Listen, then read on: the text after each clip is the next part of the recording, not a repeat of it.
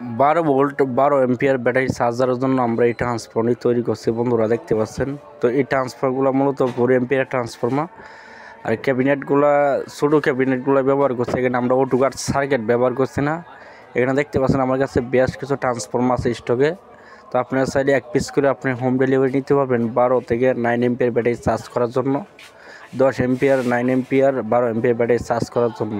আর ববিনগুলো ব্যবহার করছি আমরা, দেখতে পাচ্ছেন। এখানে ফাইবার ববিনগুলো ব্যবহার করছি, ফাইবার প্লাস্টিকের ববিন। কয়েলগুলো সম্পূর্ণ তামা দিয়ে আমরা তৈরি করছি এই ট্রান্সফর্মারটি। আর এখানে অটো কাট সিস্টেম করা হয় না, জাস্ট খালি 3 থেকে 3.5 ঘন্টা আপনার ব্যাটারিটা চার্জ দিলে আপনার ব্যাটারিটা যথেষ্ট পরিমাণ চার্জ হবে। এখানে অটো কাট সিস্টেম করা যাবে, কিন্তু আমরা এই সিস্টেমটা করি না। অল্প টাকার ভিতরে যেহেতু চার্জারটা বিক্রি করছে, উনি বলছে যেরকম আমরা এরভাবেই তৈরি করে দিচ্ছি। আর ট্রান্সফর্মারগুলো 100% কপার ট্রান্সফর্মার। এগুলো খুচরা যদি নিতে চান তাহলে সেক্ষেত্রে আপনার দাম পড়বে 380 টাকা। যদি বেশি করে নিতে চান সেক্ষেত্রে পাইকারি রেটে আপনার দামটা কম রাখা যাবে।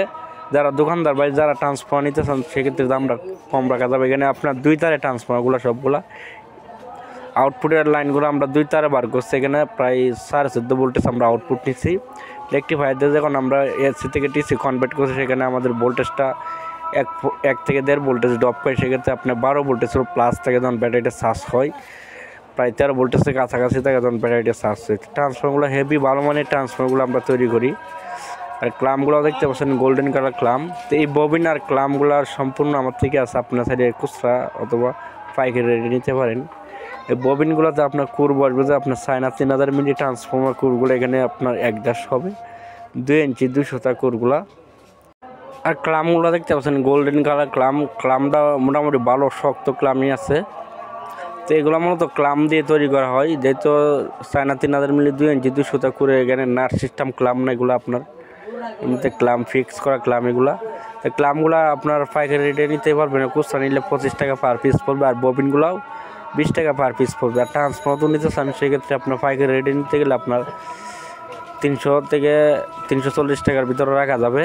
তো আমরা চার্জারটি এরকম চার্জার তৈরি করে নিতে চান সেক্ষেত্রে 800 টাকা খরচ হবে। আর চার্জারের কেবিনগুলো এগুলো 70 থেকে 80 টাকার ভিতরে চার্জারের কেবিনগুলো পাওয়া যায়। এরকম চার্জারের কেবিন দিয়ে আপনি সহজে এরকম ট্রান্সফর্মার তৈরি করতে পারেন। জাস্ট রেকটিফায়ার দিয়ে এসি থেকে ডিসি করে একটা ক্যাপাসিটার ব্যবহার করলে আর আউটপুটে নেগেটিভ পজিটিভ তারগুলো বার করে নিচ্ছি। যেহেতু এখানে অটো কাট সিস্টেমে ঝামেলা মুক্ত এই চার্জারটি।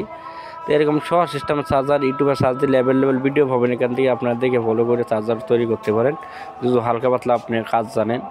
আর যারা টেকনিশিয়ান আছেন তারা তো অলরেডি এগুলোর বিষয়ে ভালো অভিজ্ঞতা আছে। তো সবাই ভালো থাকবেন, আল্লাহ হাফেজ।